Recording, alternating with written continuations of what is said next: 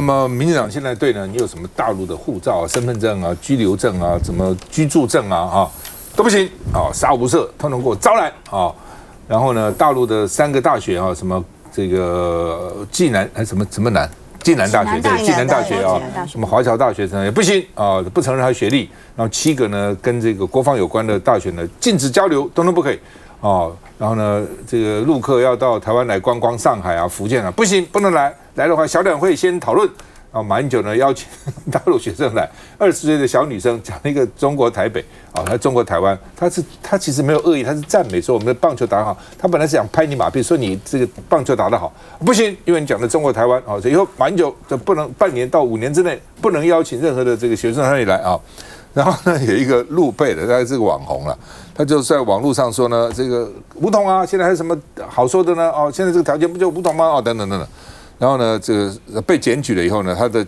因为他是依亲嘛，他的居留许可可能会被废止。还有孩子啊，还有孩子在台湾的哈，那说不行啊，那他就说那台湾没有言论自由吗？哦，那这个我们就说呢，什么叫做言论自由？这个言论自由不包括这个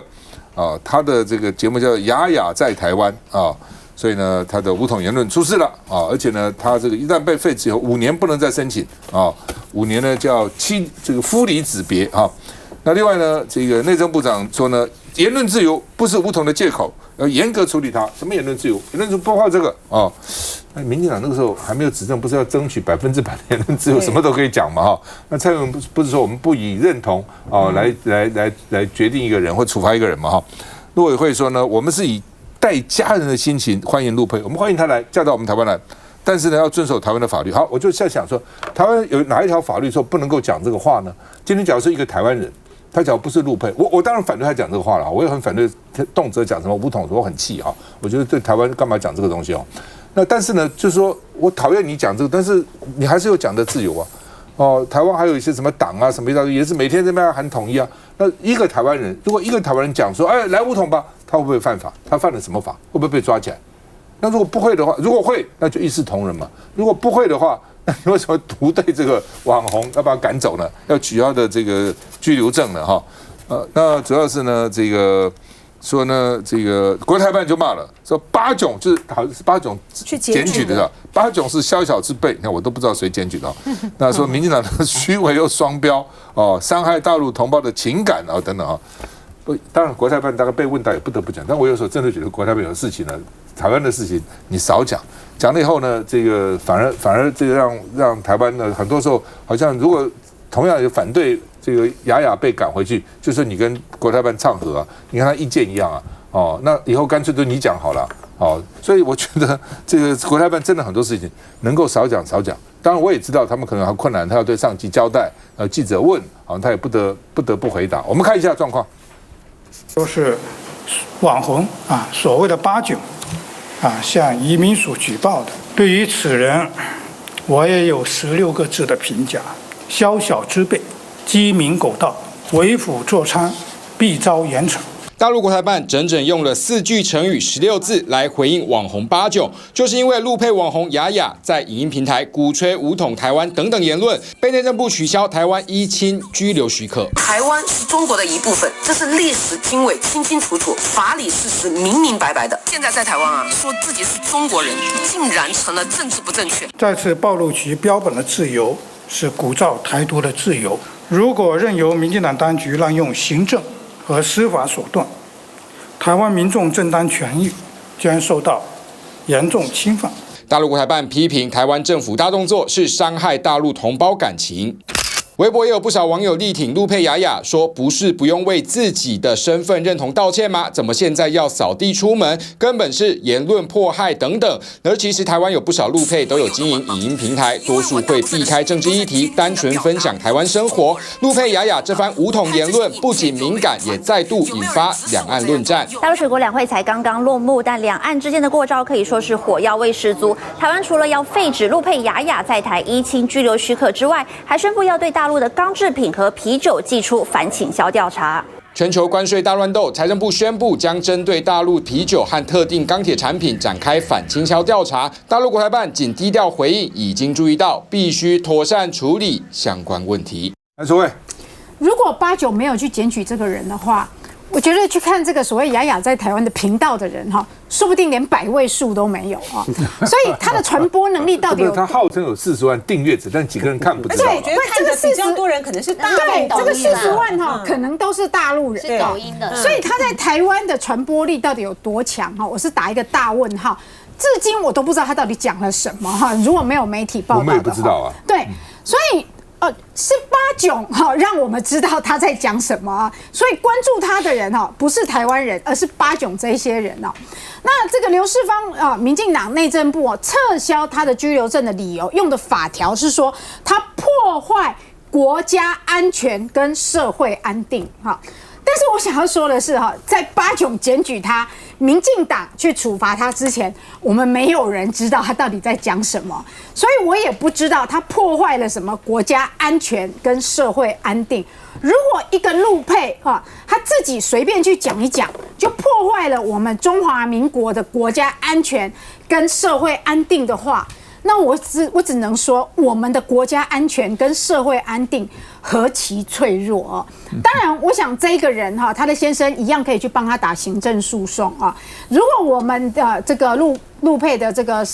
个居留权这么的脆弱，随便就可以被剥夺的话哦，那台湾的人权哈，我是打一个问号哈。今天这个案例除了杀鸡儆猴以外，我觉得是有目的的在黑化我们的陆配的形象。为什么？同一个时间，同样今天某周刊也登了另外一个陆配的新闻。这个陆配是一个华硕的员工，他在这个公司里面也做了一个我认为很瞎的事情啊。他说公司里面有一个新闻啊，是某媒体啊去报道了公司一个产业界的新闻，他认为这一家媒体啊是台独的媒体啊，公司不应该要去刊登啊。好，没有关系，这个陆配的行为确实也很瞎，就跟这一个雅雅在台湾的陆配一样，他们两个都干了很瞎的事情。我必须要说，主张武统也是很瞎，可是这个都是很小很小的个案，如果不是主流媒体的报道的话，我们都不知道，因为它都是很个案的事情啊。一个发生在一个公司里面的事情，一个发生在一个没有人知道的一个个人的频道里面。可是为什么都被主流媒体给报道出来了，而且大篇幅的报道，而且在同一天？这个社会没有其他更重要的事情吗？为什么要这么大篇幅去报道2个陆配很瞎的事情呢？这个就是在黑化，而且在符合民进党一直告诉我们说，大陆企图用庞大的陆配在颠覆我们的国家安全，在从事洗人口这件事情，就是在做这个啊。在搭配之前沈伯洋一直在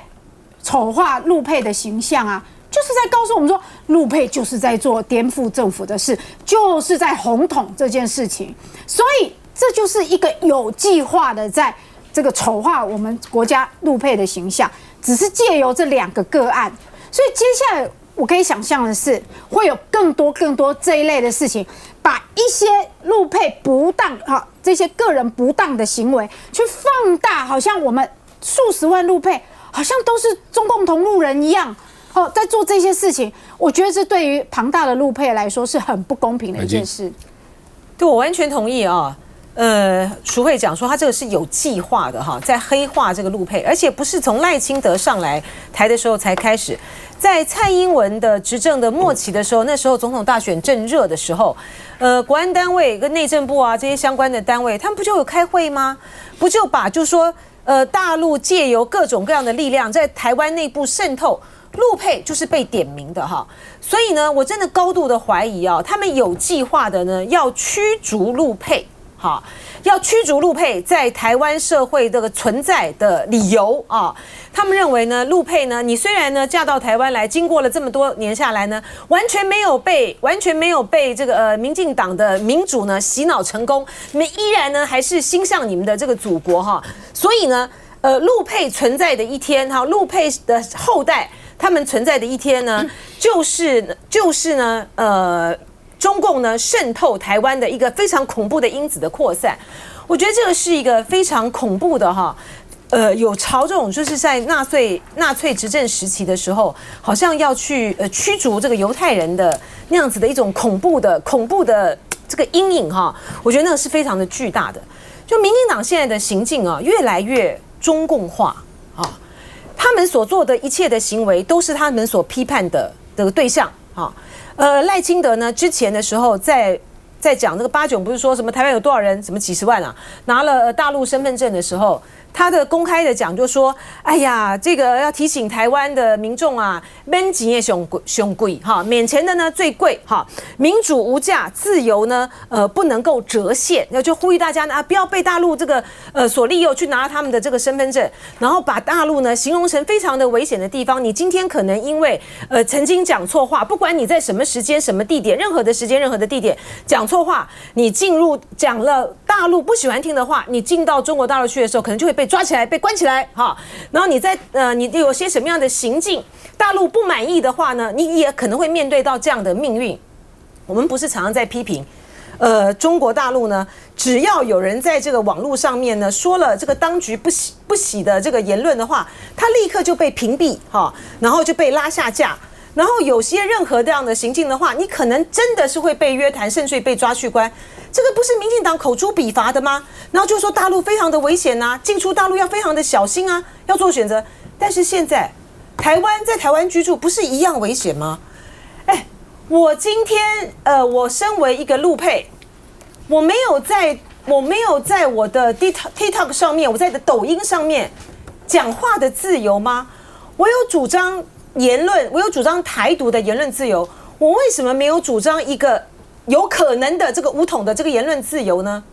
我觉得民进党怎么可以这么恶劣到这样子的地步？然后移民署呢相关的单位那么快的雷厉的风行，是要取消在台湾居住的权利，把他赶走台湾还算是一个民主自由的国家吗？基本上就是说，照理讲你这个武统妨碍台湾，台独不是吗？所以呢，在台湾你可以主张台独没问题，但是你不能主张统一。你可以这个反对共谍，抓共谍，你不能抓美谍，这是很奇怪，是双重标准嘛。我们台湾还有人主张台湾成为美国52州，有51州了。那我反对他这种讲法，亚的讲法，我很反对用武力、用武统，我很反对啊。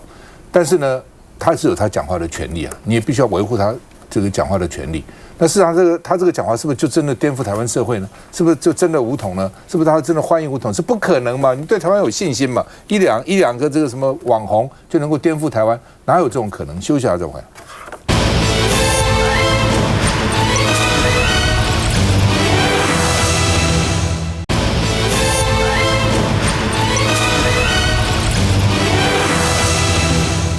好，所以大家很关切沈伯洋到底拿了多少钱，拿了谁的钱 ？AIT 怎么还要给他钱？沈伯洋自己说说我拿了好几个政府的钱呢。那哪些政府给他钱？为什么要给他钱？给他钱到底做些什么事情？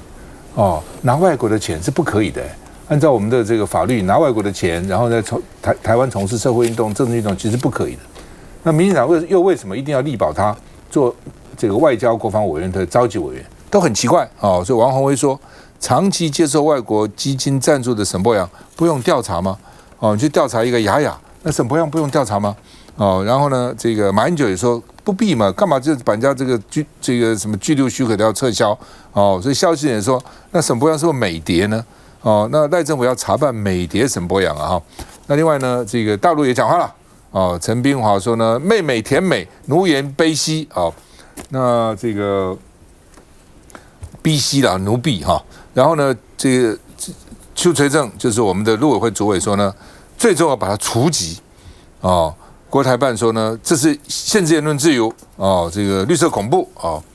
那么到底怎样这沈伯洋到底拿了多少钱？他可以这样拿，这个地方也拿，那个地方拿，怎么能有本事啊？王慧，如果要来看沈伯洋委员、沈伯洋召委跟这个一位网红雅雅，刚刚谈到所谓的传播影响力，大家一想就知道到底是谁比较有影响力那在这个赖清德总统，我会说他现在做3件事，我最清楚的最高原则叫抗中，然后来罢免。好，最后叫毁人设所以在这个3个大的这个原则之下呢，他们党内只要是谁好，都可以顾住这个大原则的人，都叫做这个好一斗赞哈啊，所以呢，这个沈伯洋呢，就算他过去大家这个指证历历啊，也很多人把他过去拿的这个美方的相关的这个金额呢，都把他列出来，他自己呢还是得意洋洋的。我看他在这个立法院今天好像还跟这个陈玉珍委员在那边对呛对骂这样子哈。那洪威讲的很有道理啊，你既然要查，就应该用一样的这个标准来查嘛哈。那你对于刚刚前一趴我们在讨论，我觉得过去台湾一直让我们觉得最宝贵的像乃金刚刚特别提到的，就是说我们跟对岸如果这样比起来，你会觉得在台湾至少你讲话是可以自由的，你没有那么多的担心的。最近几个事件里面呢，你会让我真的会真心觉得自己活在一种要很小心的状况。好，一个是刚刚我们大家讨论的这个雅雅她的这个武统，她这个武统的言论当然不好啊，但是她就在她的这个频道里面去做一些抒发嘛，哈。那前阵子呢，又有这个艺人呢，每次只要一遇到这个两岸的问题，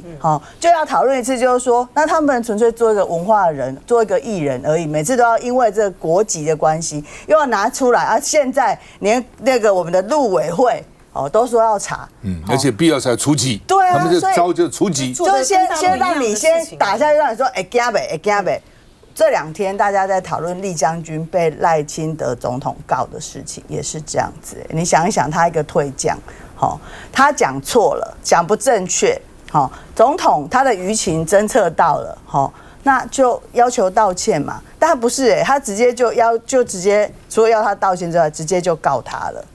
那厉将军当然昨天出来做道歉，所以我觉得现在整个的氛围里面，好像你只要不听话，你就可能会陷入一种危险当中，你一个不小心要被告了，不小心就要被查了。我觉得这应该不是我们熟悉的，或者过去就像刚刚乃金讲，民主进步党不断在告诉我们，他们在要求他们的这个从社运开始，我们在追求的那个民主到底到哪里去了？教育。我觉得当然言论自由很重要，但是国家安全更重要。尤其是台湾大家也知道，长期内部确实有一股这个力量，我们不敢说是不是第5纵队或是怎么样中国的渗透确实是无孔不入，用尽各种方法。那当陆配有这样子的言论的时候，那当然政府也会去考虑到各方面的因素，说这样子的言论背后是隐含着什么样的意义。那尤其是当他说要武统台湾，甚至他在影片里面还去拍了四川舰。然后他女儿说，希望四川舰的第一功就是收复台湾等等。那我觉得这些言论当然看在台湾人民的心里绝对不是好受的所以依照国家安全相关的法令，也会认为说他现在是依亲取得这个居留证5年，那现在先废止看他之后对于台湾或者是对于台湾的认同到底是如何，陆委会当然会做一定的去做审酌。那刚刚讲另外一件这个陆配的案子，其实也是一个大家会觉得在民主国家也很不可思议的，好像是共产党在某个企业里面的支部一样他认为说这个企业因为接受了某家他认为是比较亲台独倾向的媒体的访问，就认为说这个企业有台独分裂的思想，然后要依照反分裂国家法说他们违反了这个罪，然后把这个罪行呢无限上纲。这个陆配这样子的行为，在这个企业里面也让大家匪夷所思，说在台湾我们是尊重彼此的言论，但是当你要把这个企业举报为是违反反分裂国家法的时候，这个企业也担心说自己在台湾好好的做生意，结果到中国去要被接受怎么样的处罚。所以我觉得当有越来越多陆配这样的行为的时候，确实也会造成台湾的一些动荡，或者是在政治，或者是引起其他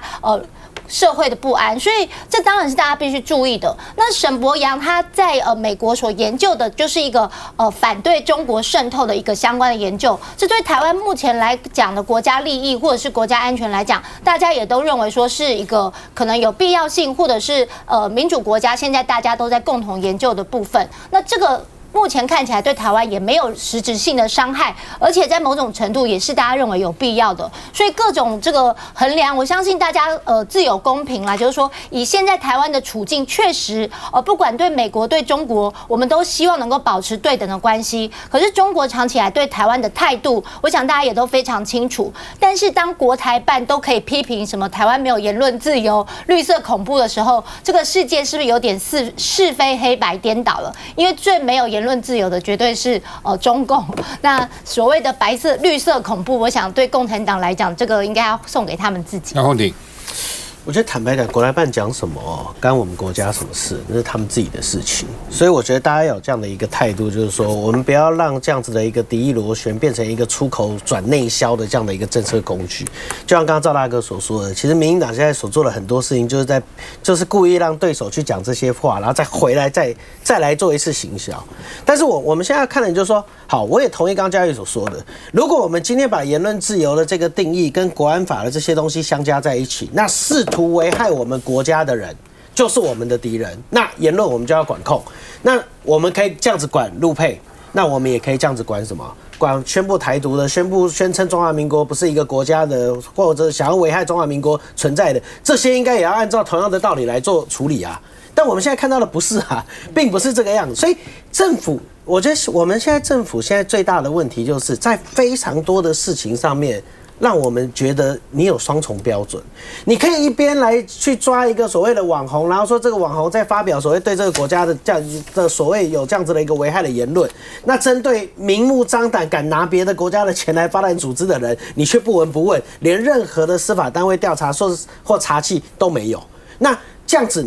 大家看起来就觉得说，第一，你的标准到底在哪里？你是在做所谓的保护国家这件事情，还是你是拿着维护国家安全之名在行政治斗争之实？你一切都是为了选举嘛？那你罢免也是为了压制在野党，然后呢，对外开始喊抗中保台，